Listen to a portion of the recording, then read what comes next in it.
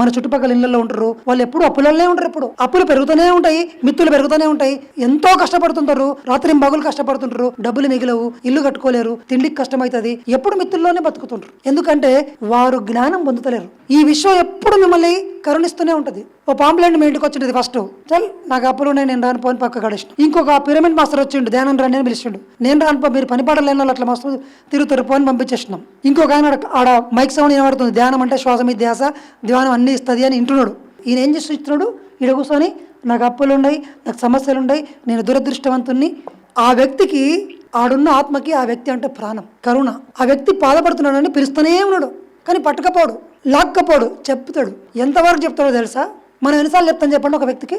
1, 2, 3, 4సారి వీనికి దెబ్బ తగిలిందాకా తెలియదు అని మన కోపం వస్తుంది. ఈయనందుకు విడిచిపెడతాం, విశ్వం విడిచిపెట్టదు. వాడు వచ్చేదాకా టచ్ చేస్తూనే ఉంటుంది. అంత కరుణామయుడు ఈ విశ్వము.